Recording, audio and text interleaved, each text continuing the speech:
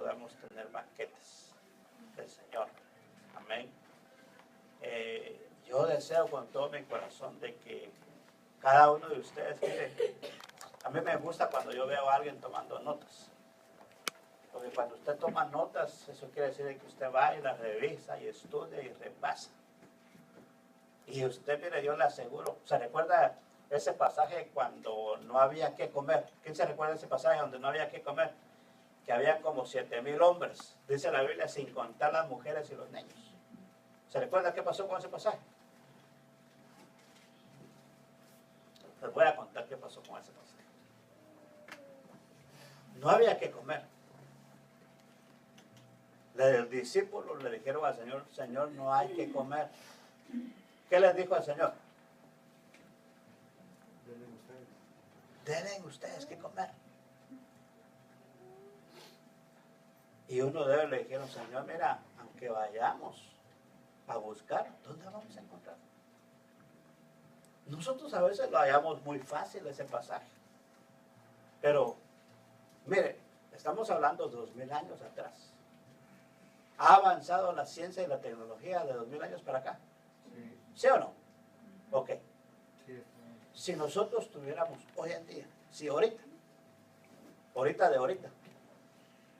nosotros tuviéramos 7,000 personas acá. Y yo le digo, Beto, anda, búscate comida para toda esta gente. ¿Sería fácil para él ir a hacerlo?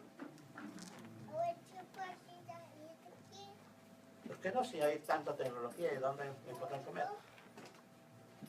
Si yo le digo, Juan, te puedes ir a comprar unos pirujos ahí para darle de comer a toda esta gente. ¿Sería fácil?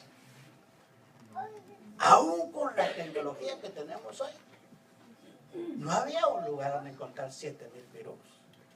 Y eso sin contar las mujeres y los niños. Y usted sabe que en todos lugares siempre hay más mujeres y hay más niños que hombres. Si no, miremos el ejemplo acá. Acá hay más mujeres. ¿O no? ¿O estoy equivocado hoy? Yo, por ejemplo, ayer en las fotos que nos estábamos tomando, el gran grupo de mujeres, y cuando nos tomamos la foto, digo, solo nosotros estamos, ya no hay más. ¿Verdad? Pero mujeres andaban bastante, nosotros hombres poquitos. En todos los lugares siempre hay más mujeres y más niños. Pero a donde lo quiero llevar yo,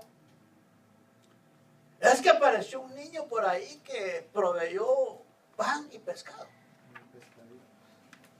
Y el Señor multiplicó el pan y multiplicó el pescado. ¿Sí o no? ¿Cuántos vieron que el Señor multiplicó el pan y el pescado? ¿Cuánta gente comió? Más de 7,000 personas. Pero lo que me llama la atención a mí es lo último.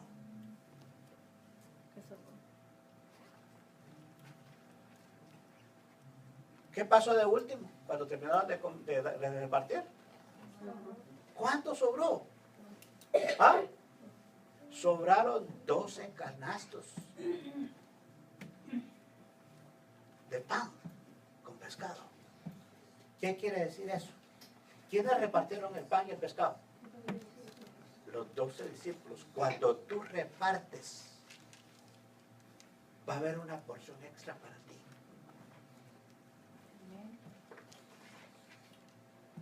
Cuando tú aprendes a repartir el pan, cuando tú aprendes a repartir la palabra del Señor, va a venir una porción extra para ti. Por eso es tan importante que, mire, yo no sé si usted se ha dado cuenta cuando usted empieza a hablar con alguien de la palabra del Señor, que de repente usted se da cuenta y le empieza a venir una palabra que usted dice, ¿de dónde sé todo esto yo? ¿A quién le ha pasado eso? Si yo no sabía que sabía tanto, dice usted. Pero es el Señor el que está, mire, multiplicando los panes y los peces en usted. Entonces, por eso es que es tan importante que usted hable de las cosas de Dios. Mire, por mucho tiempo, en la iglesia nuestra, cristiana evangélico pentecostés, nadie se podía poner a hablar con un testigo de Jehová, porque el testigo de Jehová, mire, lo dejaba hacer calladito. Y abra su Biblia, le decía el testigo. Y abra su Biblia, a ver, enséñame su Biblia. Ya que no es que hay, no, pero dígame su Biblia. Y la gente no sabía ni hablar ni decir nada. Porque como no le enseñaban nada a uno. Solo nos decían los testigos de Jehová aquí, los testigos de Jehová allá. Pero nunca nos enseñaron a combatir sobre ellos. Y hoy en día todavía hay mucha gente que la agarran así. Yo me recuerdo que a mi casa pasaban y yo nunca me preguntaban si yo era cristiano o si era pastor o nada. Me ponía a hablar con ellos y decía, pasa adelante, hablen.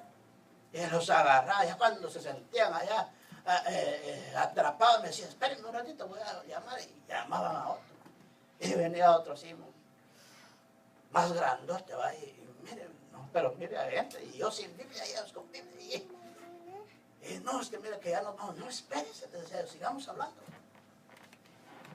Mire, mejor vamos a regresar la otra semana, voy a regresar con otra persona. La otra semana regresaba con otro, que sabía más. Y la otra semana con otro, que sabía más. Y venía otro que estaba hablando, mire que en hebreo aquí, que aquí, que allá. Y yo tratando de combatir con la palabra del Señor.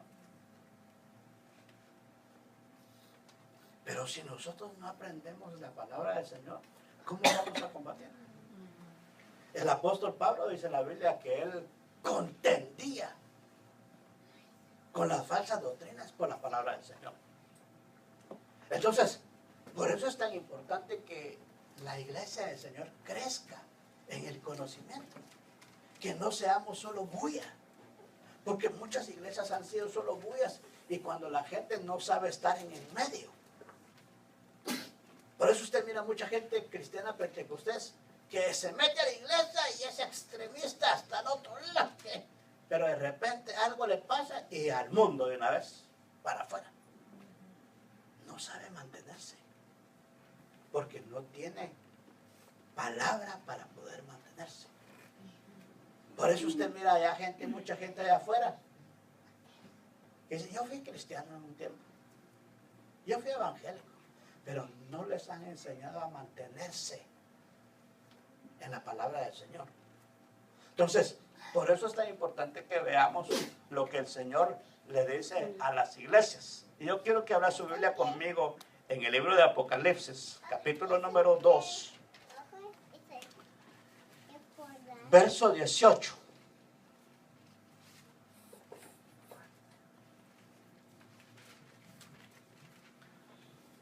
Esta es la iglesia de Tiatira. Amén. Cuando la Biblia dice escribe al ángel de la iglesia, está diciendo escribe al pastor de la iglesia. Amén.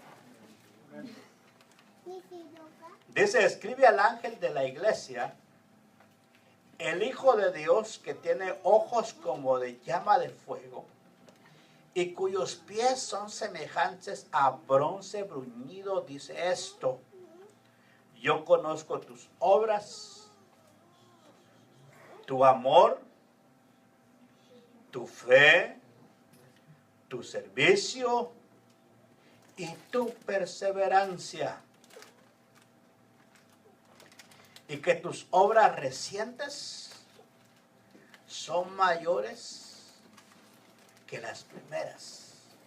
Ahora yo quiero que tú le digas al que está allá a tu lado: el Señor te conoce tal y como tú eres.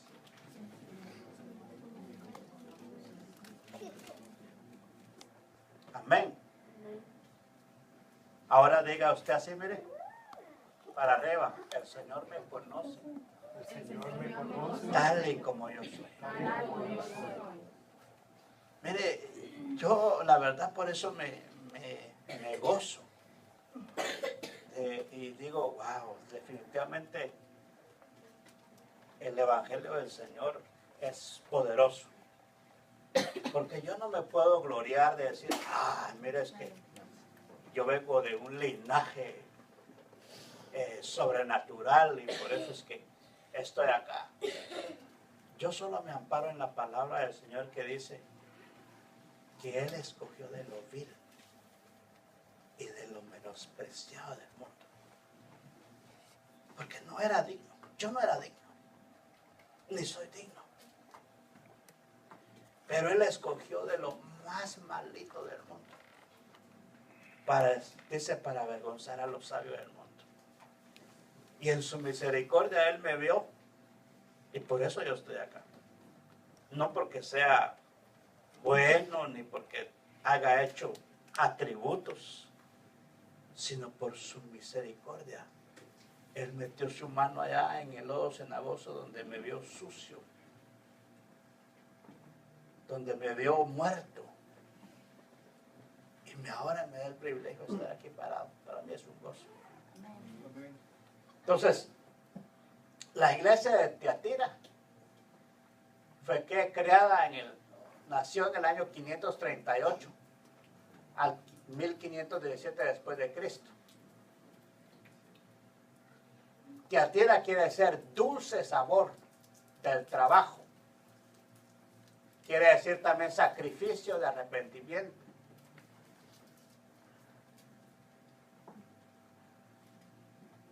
El problema con Tiatira, bueno, lo vamos a tratar, pero quiero que leamos esto.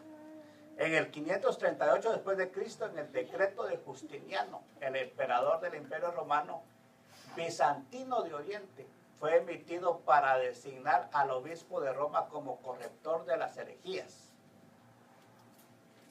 Osaucer, católico romano, dice que esta es la iglesia de la Edad Media. Templo de Apolo, el dios del sol. O sea que en esta iglesia es donde estaba el templo de Apolo, el dios del sol. Y había un altar a una diosa femenina. Su industria era textil de púrpura carmesí, extraídas a partir de las raíces secas de rubia. Jezabel era una princesa fenicia casada con el rey Acab. Llevó al pueblo de Israel a la adoración del sol. Entonces, el problema con esta iglesia es que, bueno, ya leímos todo lo bueno que tenía esta iglesia. El problema con esta iglesia es que le dice al Señor, lo que tengo contra ti es que tienes allá adentro a esta mujer, Jezabel. ¿Cuántos han oído hablar de Jezabel? Vamos a leer ese pasaje. Verso 20. Pero tengo contra ti que toleras a esa mujer Jezabel, que se dice ser profetisa, y enseña y seduce a mis siervos a que cometan actos inmorales y coman cosas sacrificadas a ídolos. Le he dado tiempo para arrepentirse y no quiere arrepentirse de su inmoralidad. Mira, la postraré en cama. Mira, la postraré en cama. Y a las que cometan adulterio con ella los arrojaré a gran tribulación si no se arrepienten de las obras de ella. Uno de los problemas de esta iglesia Tiatira es que no le gustaba aceptar sus errores. Uno de los problemas nuestros es que a veces no nos gusta aceptar nuestros errores. Porque a nadie le gusta pasar vergüenza, ¿verdad? Como decimos allá en nuestra tierra, a nadie le gusta que le trapen sus trapitos al sol. Y aprendimos un dicho muy popular en nuestra tierra, que decimos, los trapitos sucios se lavan en casa. Y a veces es necesario que esos trapitos sucios los expongamos para que podamos tener sanidad en nuestra alma. A veces es necesario, mire que esos trapitos sucios, me da vergüenza, pero aquí los tengo, aquí los pongo. porque es la forma de poder avergonzar las acechanzas del enemigo. Por eso la Biblia dice que si confesamos con nuestra boca, Él es fiel y digno de perdonarnos. Cuando nosotros escondemos nuestros pecados, ¿cómo podemos recibir perdón si lo estamos escondiendo todo el tiempo? Pero si los sacamos a la luz y decimos, mira, yo tengo este problema. Aquí había una iglesia que tenía problemas. Una iglesia que tenía una mujer que profetizaba cosas falsas. Y no solamente profetizaba cosas falsas, sino le empezaba a decir a los hermanos, mire, aquí hay otro Dios. Usted no tiene necesidad de estas cosas. Mire, que hay otro Dios que también habla. Y dice que empezaba a enseñarles sobre el Dios Sol. Y los hacía a ellos a hacer cosas inmorales, dice la Biblia. Entonces, la Biblia nos enseña a nosotros también que en el último tiempo va a venir el espíritu de Elías, o va a venir Elías literalmente. Y cada vez que se manifiesta el espíritu de Elías, también asoma el espíritu de Jezabel. Y el espíritu de Jezabel es este espíritu que dice la Biblia que acabamos de leer, que hace que sus siervos caigan en cosas inmorales. Entonces por eso es que tenemos que cuidar que este espíritu de Jezabel no entre en nuestras iglesias. Tenemos que combatir que este espíritu no entre en nuestras iglesias, para que el Señor nos guarde a todos nosotros de caer en esas cosas, porque nadie está libre. Aquí mire, el apóstol, por ejemplo, miramos nosotros a Elías y miramos que Elías era uno de los profetas más terribles que había en aquel entonces. A tal manera que él dijo, bueno, vamos a probar a ver quién es Dios. Y dijo, ¿por qué no nos juntamos mañana allá en aquel monte? Y vamos a ver quién es Dios. Y dice la Biblia que se juntaron los 400 profetas de Baal y los 450 profetas de Astarot en aquel monte. Y empezaron a proclamar todo el día. Y no sucedió nada. Y entonces dijo Elías, bueno, griten, tal vez su Dios está dormido. Háblenle duro, tal vez está en el baño. Háblenle, grítenle. Algo está pasando que su Dios les empezó a burlar. Yo no sé si a usted lo mandarían hoy allá a Irak o allá a Turquía o allá a estos lugares a que se burlara de ellos. Lo haría. Pero dice la Biblia que Elías sí. Y dice, cuando ya se terminó él de aquí, o sea, agarraron con cuchillos y se rasgaban todos para ver si había algo, y no pasó nada. Entonces dijo él, ahora me toca a mí. Y empezó a hacer su altar, y como para darles todavía más duro, dijo, échenle agua. Échenle más agua. Y él échenle agua. Y cuando él expresó las palabras del Señor, dice que descendió una columna de fuego que lamió todo el agua. Y entonces dijo, ahora sí me toca a mí.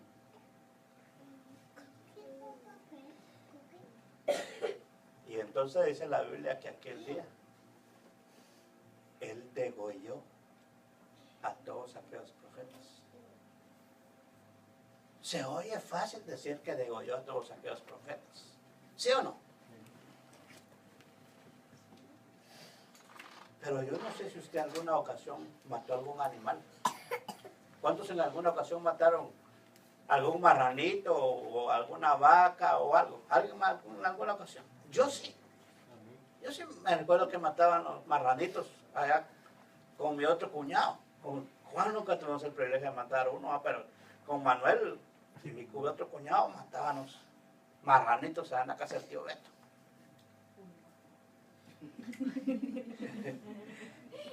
Y me recuerdo que nos levantábamos de madrugada a las 4 de la mañana, si hay que poner a calentar el agua y hacer todo. Y luego agarrar al marranito. No era tan fácil matar al marranito. Y luego era un proceso difícil que duraba todo el día. Ahora yo me imagino. ¿Usted cree que es fácil matar a alguien? ¿Usted cree que es fácil degollar a un ser humano? ¿Ah?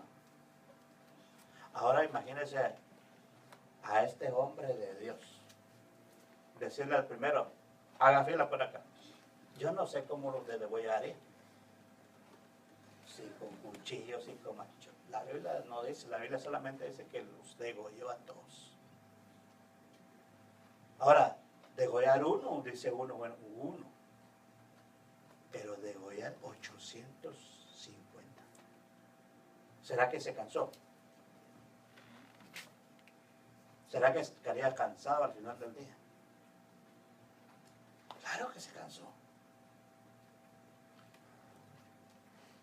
Y entonces cuando lo agarra cansado, le sale a esta mujer y le dice, así como tú hiciste con mis profetas, así voy a hacer yo contigo mañana.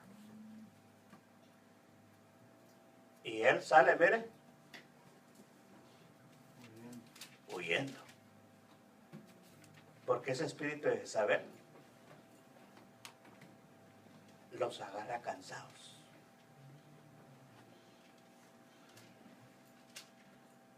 Esa es su especialidad. Entonces, por eso nosotros tenemos que tener ese cuidado de que ese espíritu de Jezabel no entre a nuestras congregaciones. Porque es terrible. Hace huir a los hombres de Dios. Hace huir a los siervos verdaderos de Dios. Y dice la Biblia que los hace fornicar y los hace hacer cosas inmorales. En este lugar que se llama Tiatira, ahí se había elevado y se había proclamado este templo de Apolos. Y en el templo de Apolos se había levantado lo que nosotros conocemos aquí en Washington como la aguja. ¿Cuántos conocen la aguja? Ese es un símbolo fálico. Un símbolo fálico es un símbolo del miembro masculino. Era una enseñanza que tenían estos acerca de la fertilidad. Entonces, estos símbolos, por eso, son símbolos que no son de Dios. Por eso usted, ¿dónde mira uno? Acá, en Washington. ¿En dónde está otro? En la plaza central, enfrente del Vaticano. En Egipto también está otro.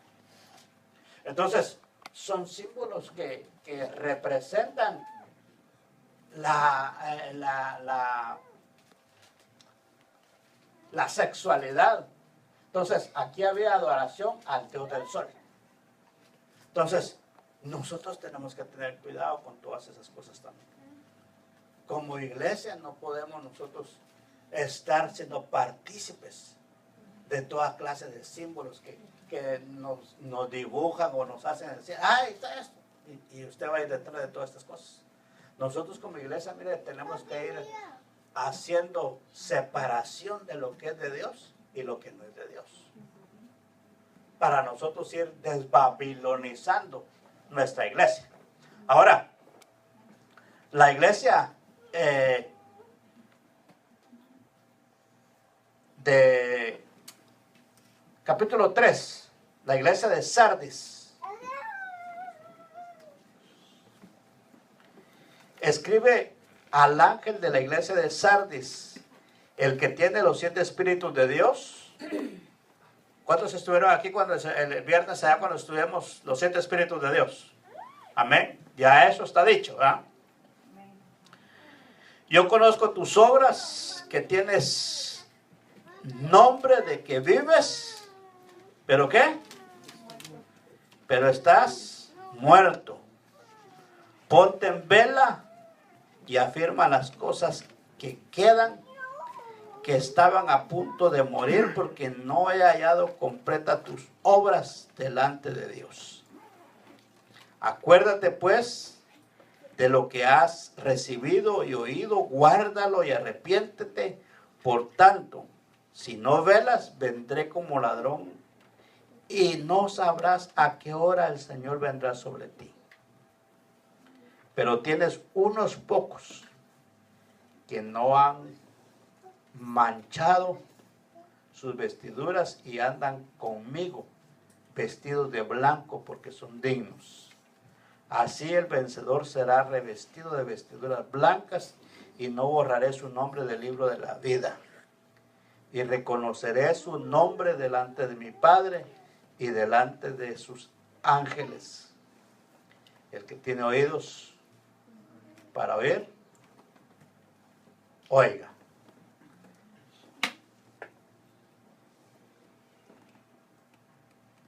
Esta iglesia, vamos a leer primero lo que dice aquí de la iglesia de Sardes. Amén.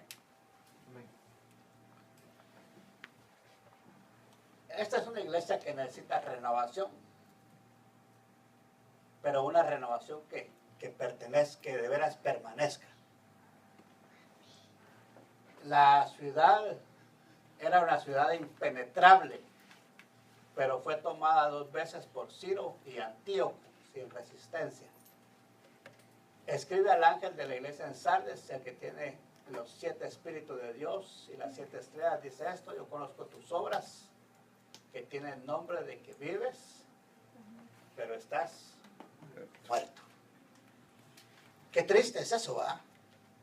Qué triste es tener un nombre de que estás vivo, pero de que estás muerto. Esta iglesia, mis amados hermanos, es aquella iglesia que deja entrar lo que sea.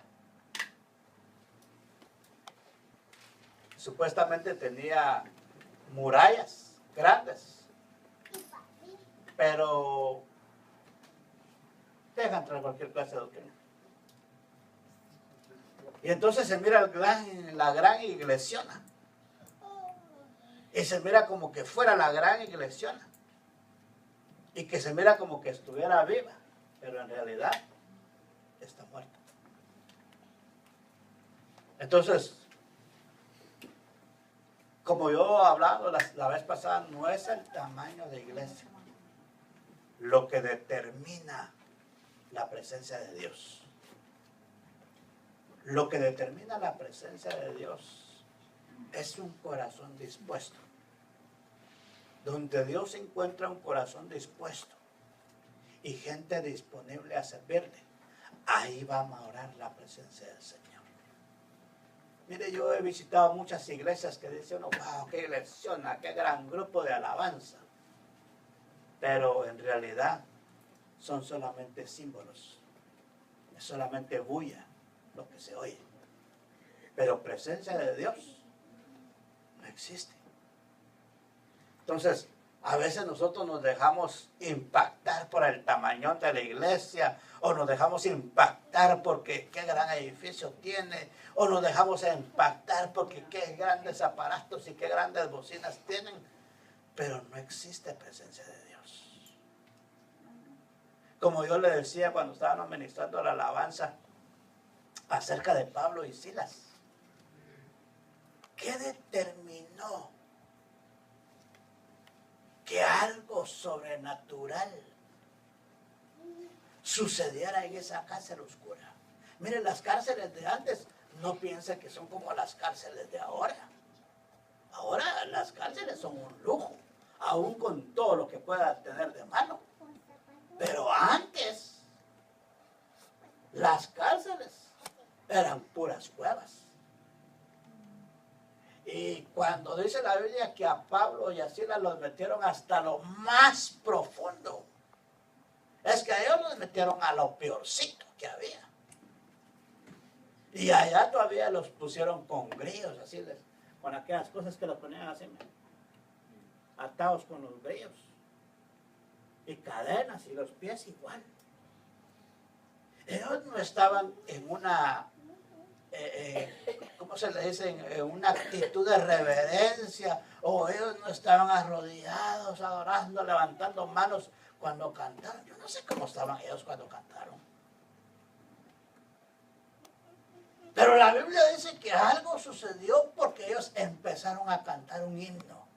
¿Qué himno cantarían? No le puedo decir qué himno cantaron. Ahí no le puedo decir yo que es que ahí estaba la presencia de Él, porque pura gente consagrada había ahí. Había gente consagrada en la cárcel. ¿Ah? Ahí habían delincuentes. Ahí habían asesinos. Ahí, ¿qué clase de gente podía haber en una cárcel? Había clase de gente que no quería saber de Dios.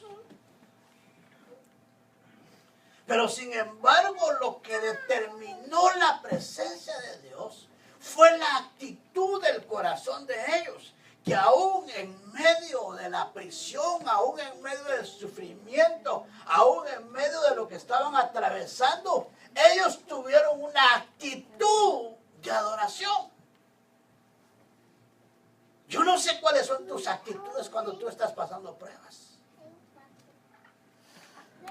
Pero nuestras actitudes muchas veces cuando estamos pasando unas tremendas pruebas, la primera actitud es que ya no queremos ir a la iglesia. Es que si te llevan a la no le contestes ahorita, no quiero hablar con nadie. Esas son nuestras actitudes.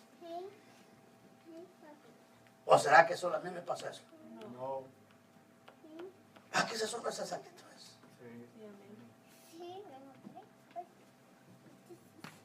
Pero la actitud de Pablo y Silas allá, en lugar de estar ellos renegando y estar diciendo, ¿para qué nos metimos a hablar de Jesús? Mira lo que estamos pasando. Si yo estaba a calidad, hubiera hecho Pablo, si yo era reconocido, si yo tuviera mi buen puesto allá del fariseo, y si yo era del Sanedrín, si yo allá tenía eminencia, hubiera hecho Pablo, porque Pablo era un hombre reconocido. Pero por predicar el evangelio, ahora estaba en prisiones.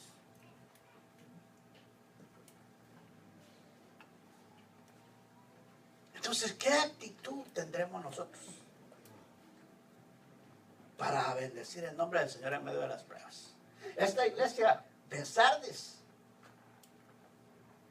era una iglesiona. Tenía de todo. Pero no tenía la presencia de Dios. Era una iglesia que necesitaba volver a las cosas del Señor. Amén. Entonces, miremos la última iglesia. O todavía faltan dos, ¿verdad? Faltan dos. Eso quiero correr. Versículo 7 del capítulo 3. Escribe al ángel de Filadelfia, el santo, el verdadero, el que tiene la llave de David, el que abre y nadie cierra, y cierra y nadie abre, dice esto: yo conozco tus obras.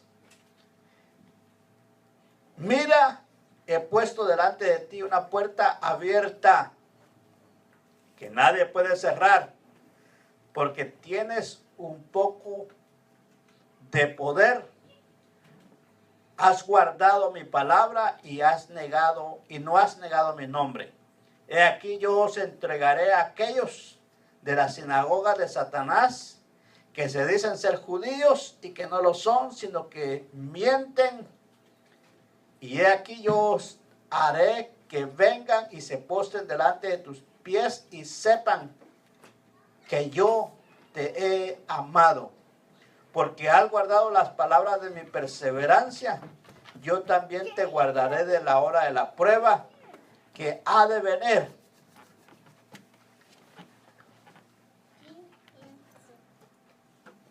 ¿Dónde voy? Perdí el versículo donde iba. porque has guardado la palabra de mi perseverancia, yo también te daré de la hora de la prueba que has de venir. Versículo 10. Es hora que está por venir, porque todo el mundo para probar a los que habitan sobre la tierra. Vengo pronto, retén firme lo que tienes para que nadie tome tu corona. Al vencedor le haré una columna en el templo de mi Dios y nunca más saldrá de ahí. Escribiré sobre él el nombre de mi Dios y el nombre de la gran ciudad de Dios, la nueva Jerusalén que desciende del cielo de mi Dios, y el nombre nuevo. Amén. Entonces, vamos a leer qué es lo que dice la iglesia de la Filadelfia. Amén.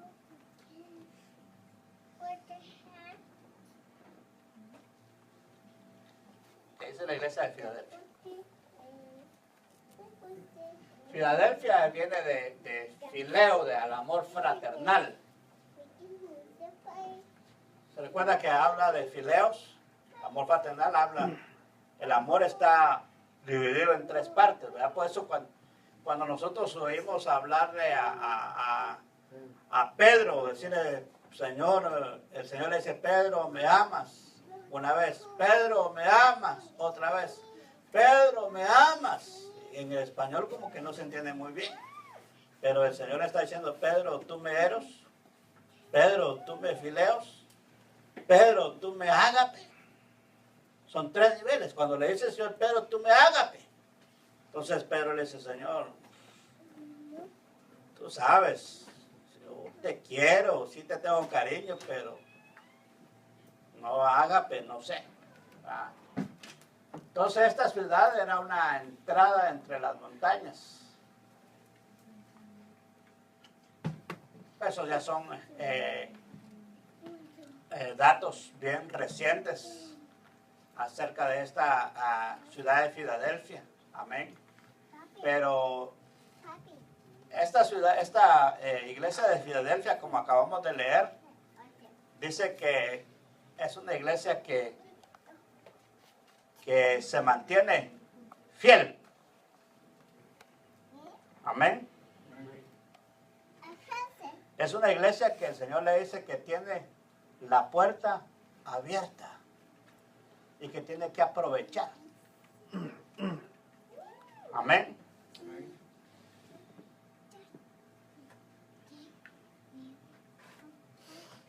Cuando el Señor nos dice a nosotros que tenemos puerta abierta, tenemos nosotros que aprovechar. Porque dice la palabra que cuando Él abre, nadie puede cerrar. Pero cuando Él cierra, nadie puede abrir. Entonces nosotros miramos muchos ejemplos. Y uno de los primeros ejemplos lo vemos en el arca de Noé. ¿Se recuerda que el arca de Noé estuvo predicando? Mire, yo cada semana, cada día de la semana, trato de estudiar un poquito para poderles traer una palabra a ustedes y no estar tratando de repetir los mensajes, sino que cada mensaje tenga una enseñanza nueva para usted y que usted pueda ir alimentándose. Pero la Biblia dice que Noé por 120 años no cambió su mensaje. Por 120 años. Él salía todos los días a decir, arrepiéntanse. El Señor dice que va a venir un diluvio y el que no se arrepienta se va a morir. Así que aquí estoy haciendo el arca para los que quieran entrar al arca. Ese era el mensaje de Noé. 120 años predicando. Yo no sé si usted se aburriría que yo le viniera a decir cada domingo lo mismo.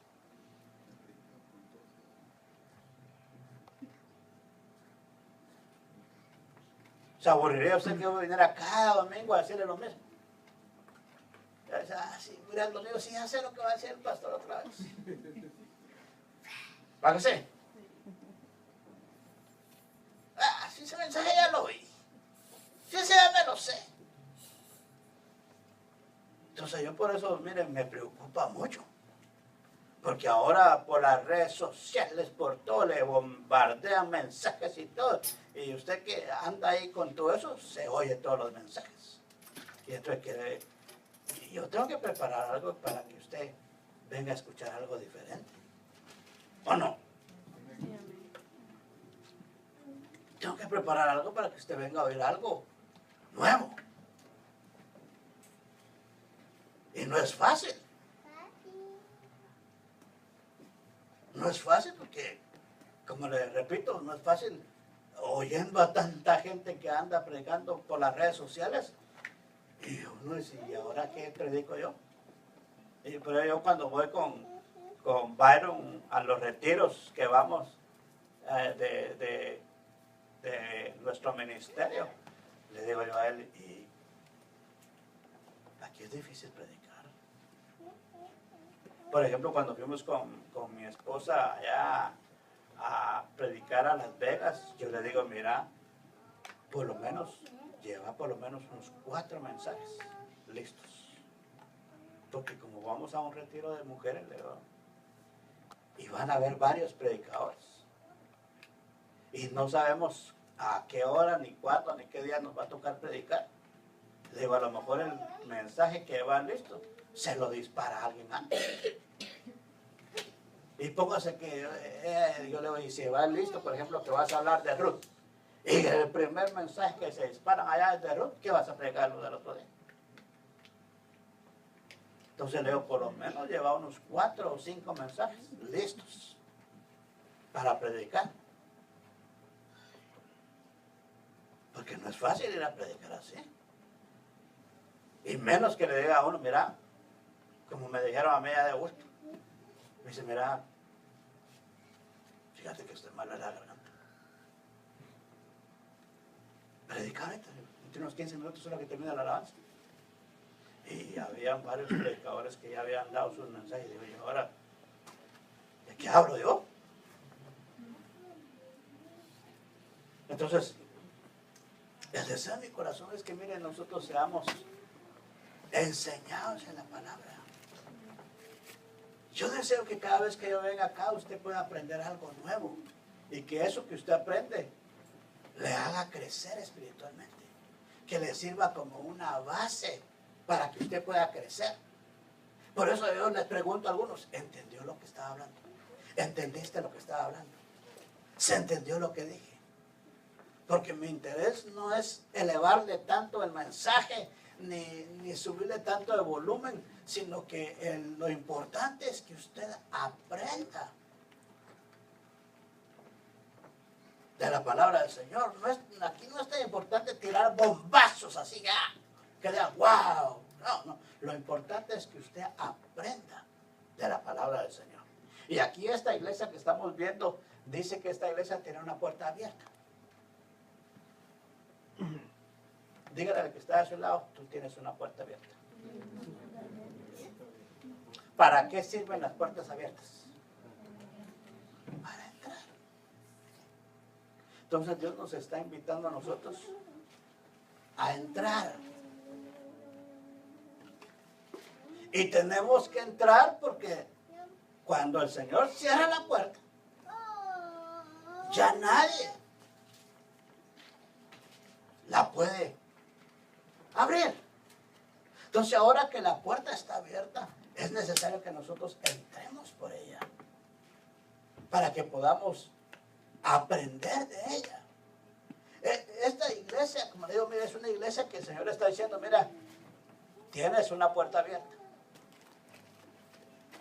Tienes la puerta abierta.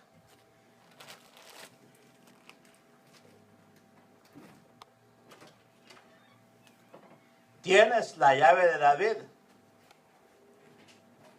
¿Cuál será la llave de David? A ver ustedes que son pilas. ¿Cuál es la llave de David? ¿Cuál es la llave de David? Ustedes se recuerdan que el Señor en el Antiguo Testamento Dios le dio algunos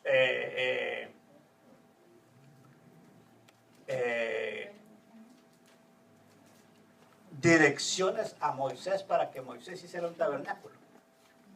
¿Cuántos se recuerdan de eso? Dios le dijo a Moisés cómo tenía que hacer el tabernáculo, qué tenía que poner en el atrio, qué tenía que poner en el lugar santo y qué iba en el lugar santísimo. Pero aparte de eso, le enseñó también que había un método para poder entrar. Que los sacerdotes, ¿qué es lo que tenían que hacer los sacerdotes en el atrio? ¿Qué es lo que tenían que hacer los sacerdotes en el lugar santo? ¿Y qué era lo que tenía que hacer el sumo sacerdote en el lugar santísimo? Entonces, en base a eso, ¿cuál es entonces la llave de David? La llave de David era la alabanza. Porque él aprendió a entrar con alabanza, donde ya no necesitó atrio, donde ya no necesitó lugar santo, sino él entró directamente al lugar santísimo, adorando al Señor con alabanza. Donde él, como él vio, él pensó, cuando él decidió traer el arca del pacto a Jerusalén, él dijo, bueno, yo no vengo de familia real, porque David estaba allá detrás de las ovejas. Yo tampoco soy de la tribu de Leví, o sea, tampoco puedo ser sacerdote. Entonces, ¿qué hago? Y el arca ya la traigo para adentro, entonces, ¿qué hago? Me la llevo para mi casa. Y se llevó el arca para su casa. Encontró la llave para entrar a la presencia de Dios.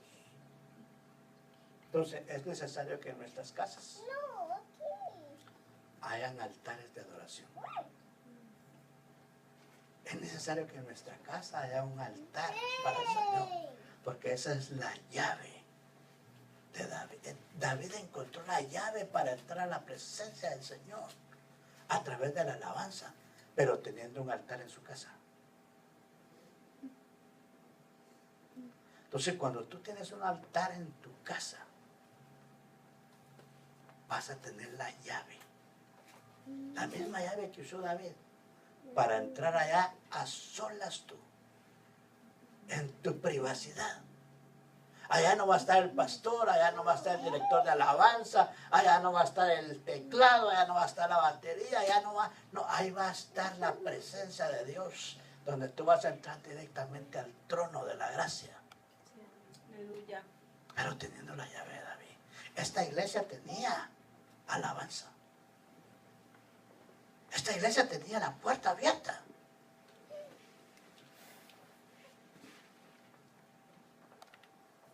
Amén.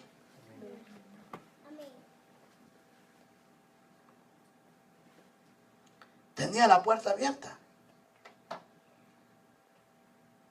Y por eso el Señor le dice, yo te voy a entregar a tus enemigos.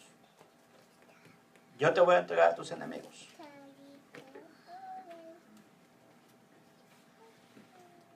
Y dice, porque has guardado la palabra de mi perseverancia, yo también te guardaré de la hora de la prueba.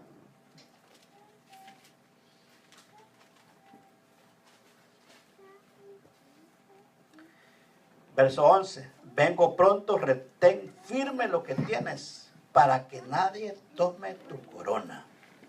Al vencedor le haré una columna. Amén. Hemos venido estudiando ya con estas 6 iglesias. ¿Cuál es la diferencia de esta iglesia a las demás iglesias? Una diferencia. ¿Ah? Que le agradaba más a Dios. Le agradaba más a Dios. ¿Lo qué? Se mantenían fieles. Se mantenían fieles. ¿Qué más?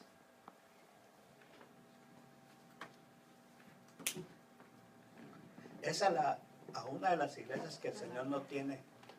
No dice el Señor, tengo contra ti esto. Sino esta es una iglesia que recibe halagos de Dios. A las demás iglesias usted mira que le dicen, mira, eres bonita, te estás portando bien, me agrada esto, pero tengo contra ti que has hecho esto. A esta iglesia no. A esta el Señor le dice, no, mira, estoy contento contigo. Estoy contento contigo porque aunque tienes poca fuerza, ahí vas, mira, tienes la puerta abierta. Y si eres fiel, yo te voy a dar la vida eterna. Pero sigue luchando, no dejes que nadie tome tu corona. Amén. Entonces, miremos la última de las iglesias.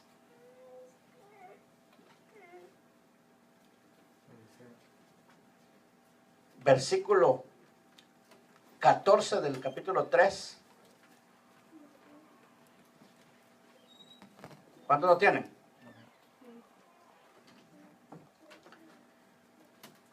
La iglesia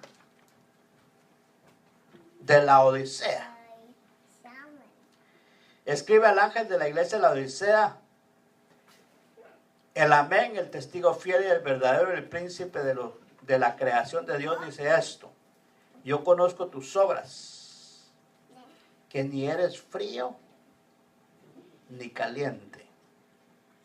Ojalá fueres frío o caliente. Así, puesto que eres tibio y no frío ni caliente, te vomitaré de mi boca. Porque dices, soy rico, me he enriquecido y de nada tengo necesidad. Y no sabes, número 1, eres un miserable. Número 2, eres digno de lástima. Número 3, eres pobre. Número 4, eres ciego. Y número 5, estás desnudo. ¿Qué querrá decir eso, hermanos? ¿Ah? ¿Qué quiere decir eso?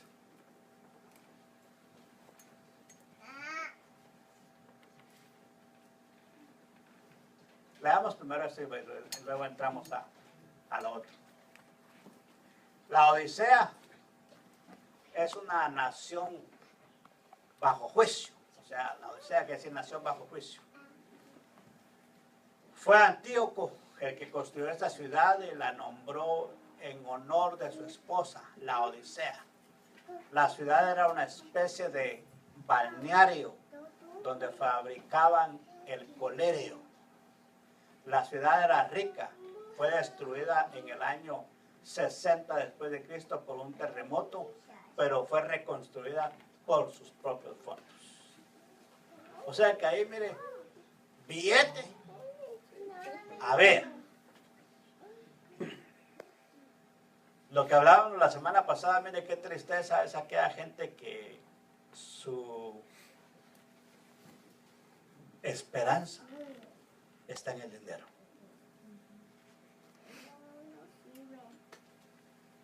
Pero qué hermoso cuando nuestra confianza está en el Señor.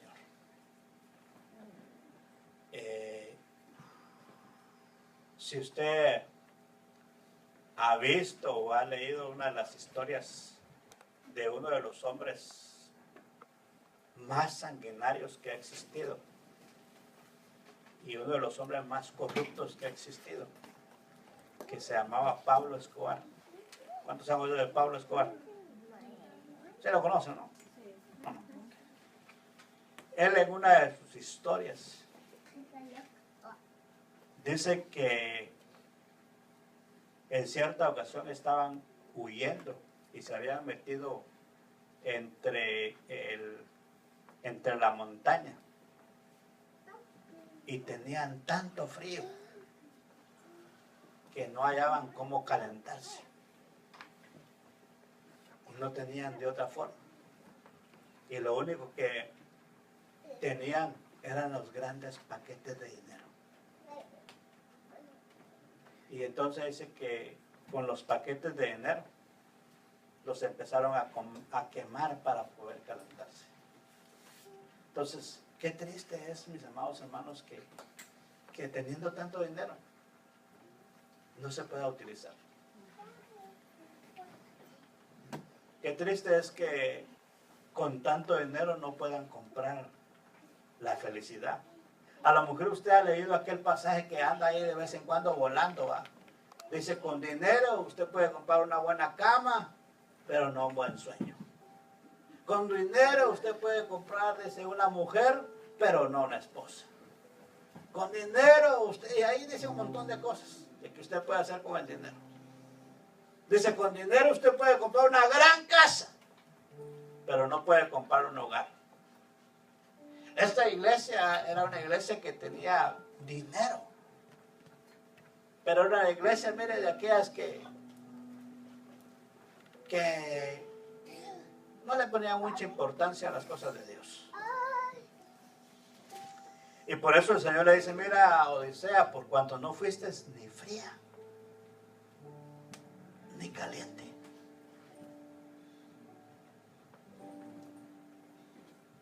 Mire, cuando yo leo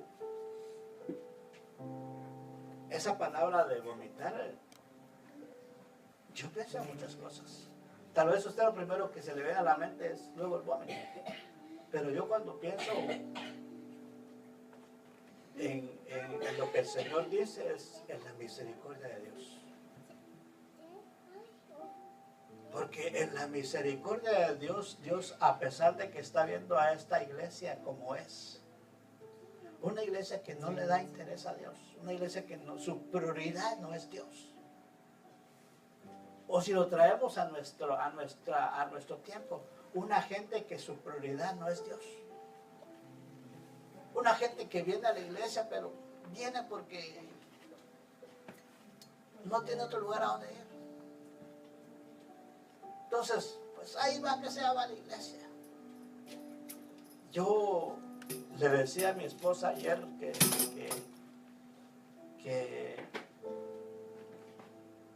estuvimos participando de las actividades que estuvimos participando. Yo le decía, qué triste es cuando no hemos sido enseñados a adorar a Dios y alabar a Dios. Porque podría estar el mismo Señor Jesucristo. Pero si no hay gente que no sabe adorar y alabar a Dios, va a decir, ¿qué pasó? No. Porque hay mucha gente que va a la iglesia solo.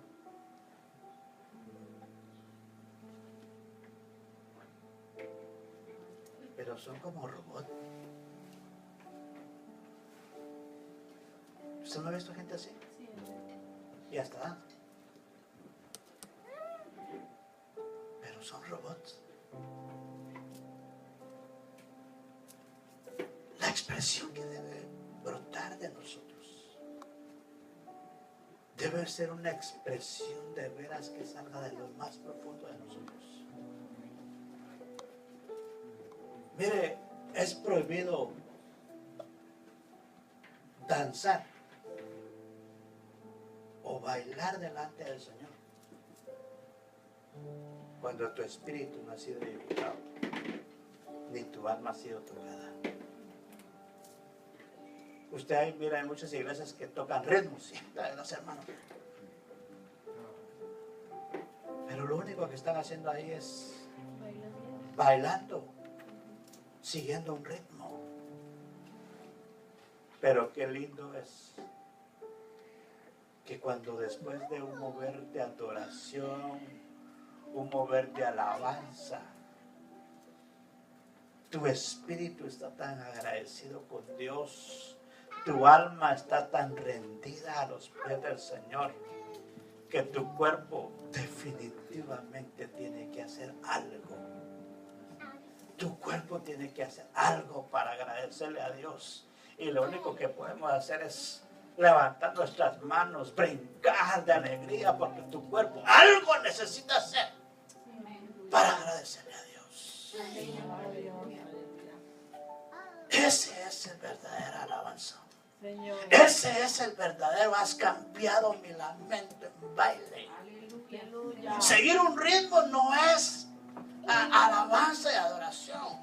La verdadera alabanza y adoración va a venir provocada por lo que Dios está haciendo internamente dentro de nosotros.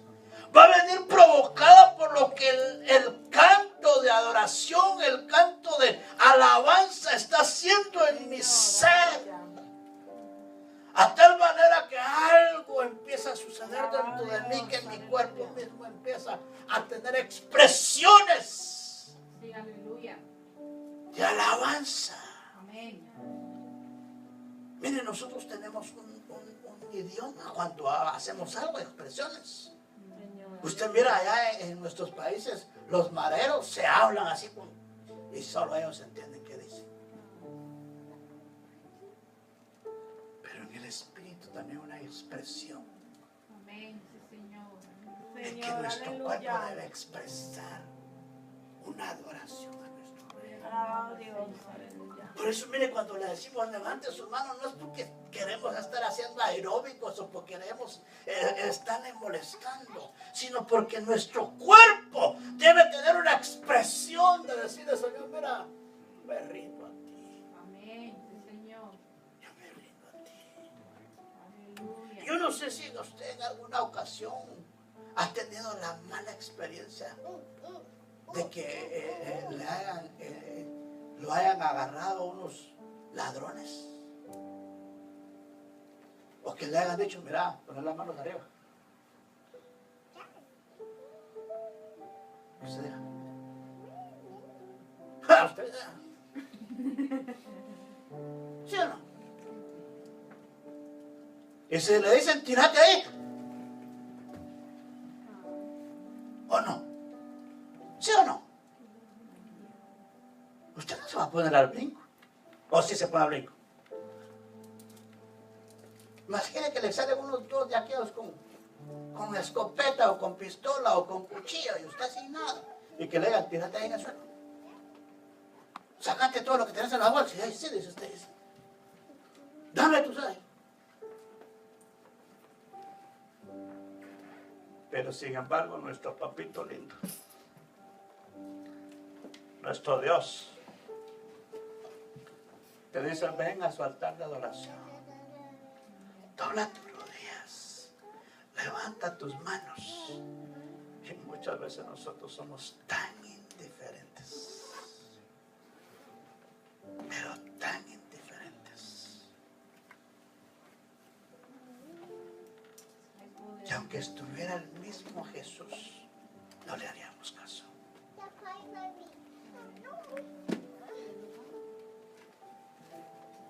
Aleluya. Gloria a Dios. El problema no es muchas veces, como decía un hermano ayer, el problema no es muchas veces que hayan malos padres. El problema es que nosotros no hemos aprendido a ser hijos. Aleluya. Aleluya. Si tú aprendieras a ser hijo, Bendito Dios. fuera muy diferente. Bendito Señor.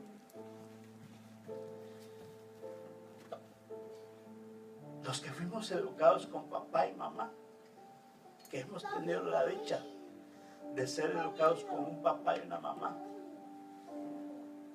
sabemos perfectamente que cuando nos mandan a hacer algo,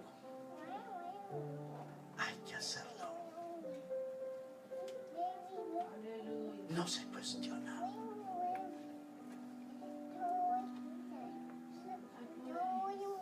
Por eso Jesús, su manifestación no fue como Dios. Su manifestación fue como hijo.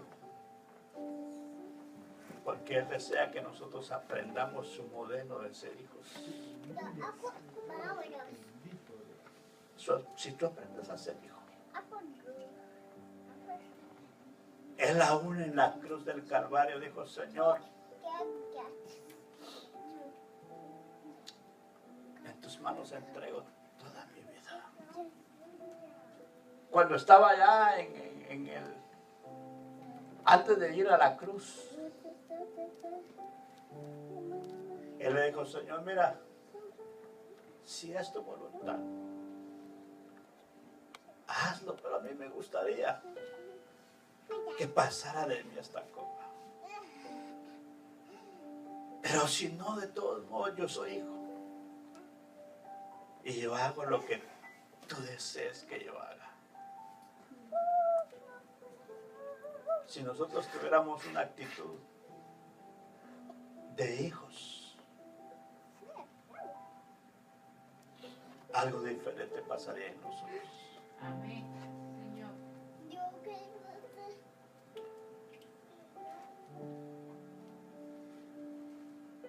¿Por qué no te pones de pie en esta Aleluya. mañana? Señor, bendito eres.